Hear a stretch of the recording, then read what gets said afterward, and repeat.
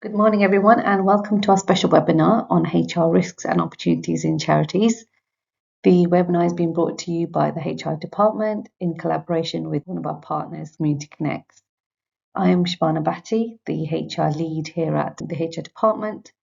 During this session, we'll be covering a number of different things. So what's changing, so the risks and opportunities within HR and how it's affecting charities, some of the bigger risks and how to avoid them, and some simple, cost-effective ways to protect your staff and your charities. If we get some time towards the end, we'll do a Q&A session, but feel free to pop your question in the chat and we can kind of go through them along the way. As you know, we do like to have a lot of participation in these sessions, so feel free to drop any comments and questions in the chat and we'll do our best to answer them. The current landscape is changing and is presenting a lot of uncertainty across many businesses, and charities are definitely one of those as well. And I think especially around the introduction of new legislation around HR. So we'll be exploring some of that in a bit of detail as well. So before we dive in, it'll be good to hear from you guys to see what's your biggest worry in HR at the moment, whether it be practices or employment law. Pop your answers in the chat.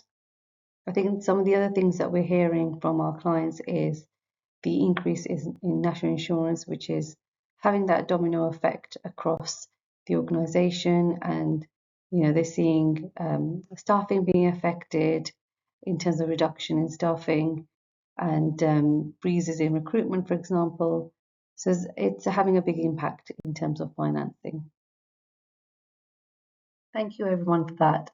So what are we seeing across our client group, and research tells us that actually employment tribunals are at an all-time high and have increased by 13% alone in the last year, and still increasing actually.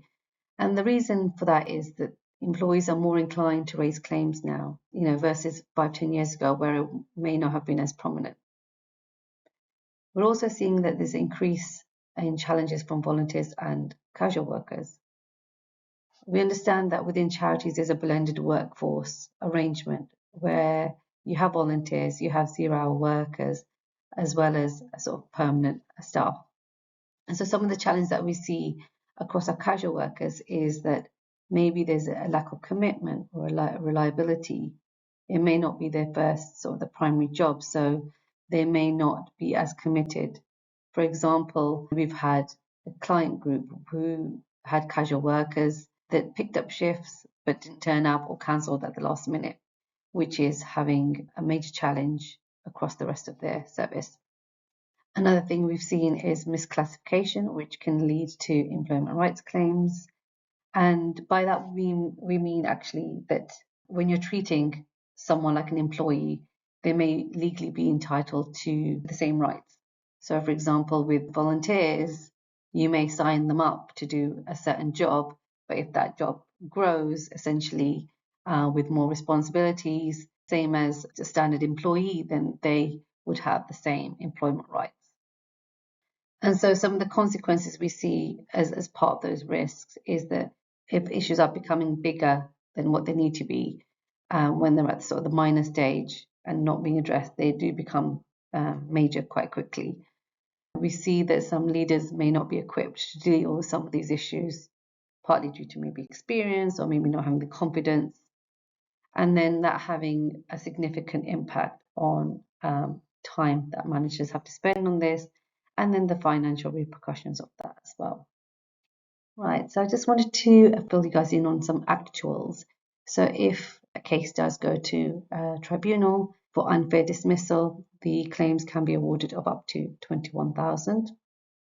For any discrimination claims, they are uncapped, and the definition around that is anything that's protected under the Equality Act 2010. So that's your age, race, and disability. And overall, the compensation can be increased by 25% if the employer unreasonably fails to follow the code of conduct, so the code of practice of dismissal, which is set out by ACAS. So we also looked at staff wellbeing and burnout. And this slide really does show the pressure that charity staff are under. And we see it as a bit of a crisis in the charity sector, with over 70% of charity sector employees have reported burnout and mental health struggles. And actually, we've seen that ourselves, where stress and anxiety are becoming one of the top issues for sickness and absence. And as shared earlier, that tribunal claims are on the increase, and actually 25% of cases are related to mental health. So with this current landscape, it's becoming more and more important to support our staff with the right programs like the employee assistance programs to help mitigate some of these issues. And again, some of the consequences we see of these risks are having an impact on our service levels, client work and staff morale, the increase in discrimination claims, and they're further exacerbated by higher staff turnover. So we are seeing a huge wave of employment law changes like day one rights, flexible working by default, stronger parental protections, although some of them haven't been passed through Parliament as yet.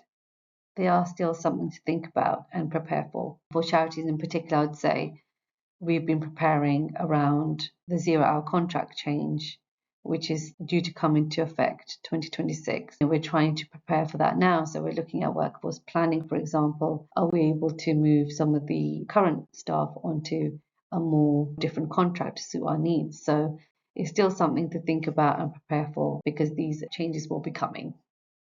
So another big area that we see in the charity world is hiring and retention challenges. It's often difficult to hire staff in the first place, especially within health and social care, where the demand is very high. And charities often struggle to offer competitive salaries due to the limited budgets.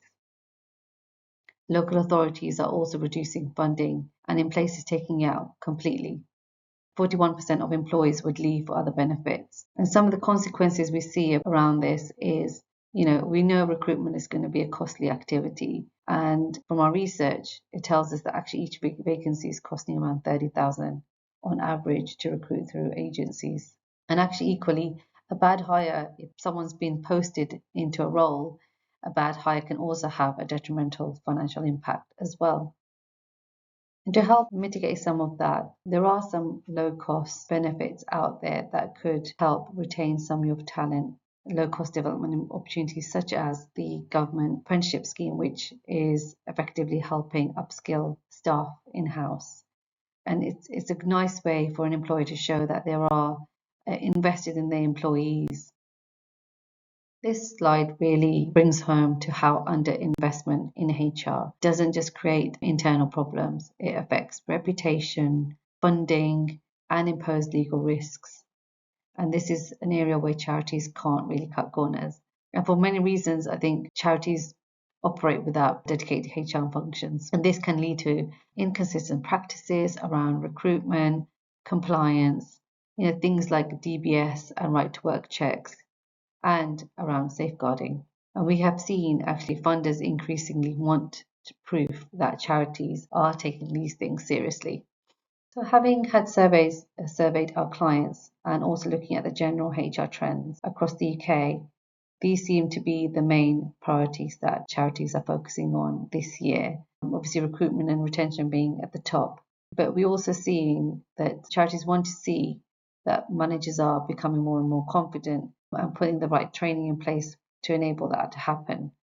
Constantly just make sure that your policies and procedures are all in line with the new changes as well. And if you don't know where to start, the HR department has a free HR audit, which can help you break down some of these areas and just really see where your organization is at. So what do you need to do next? I would start thinking about some of the issues, that are happening within your charities and how you're managing them. So just making sure that you've got managers that are trained to deal with, the increased employment law changes, dealing with disciplinaries and grievances, having the right documents and policies in place. I would highly recommend reviewing your contracts and policies now before the legislation changes come in. And again, if you are unsure about any of these, have the right HR advice in place. And before you take any action, make sure you talk through and get some professional advice before you do that. And actually, with charities in general, just to have that culture of openness.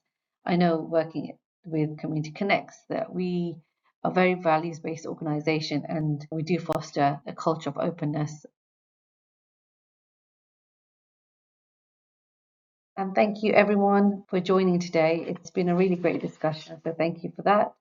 Some of the things that we've been working on to help some of our charity clients in this space are things like the management development program, which we had run at Community Connex. It was delivered at middle managers and senior managers and looked at sort of HR modules around disciplinary, performance management and absences, conflict management, and how to really navigate through those key areas.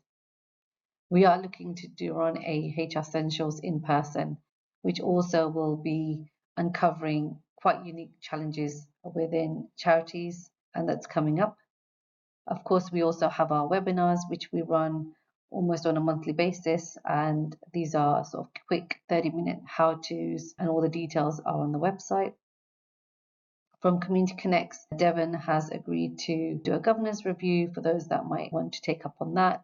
Learning disability awareness training, which Community Connex have been running and are championing face-to-face and online, and quality assurance of services, so bringing that lived experience into perspective.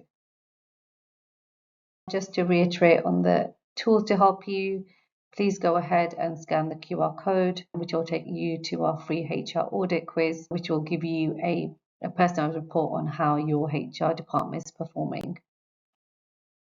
Also, join our free HR how-tos, and all the details of each webinar is on our website. So head over and have a look.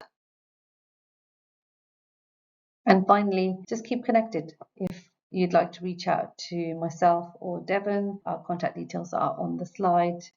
Hopefully these slides will be shared out to you as well. So it's been a great conversation. So thank you for that, and I hope you have a good day.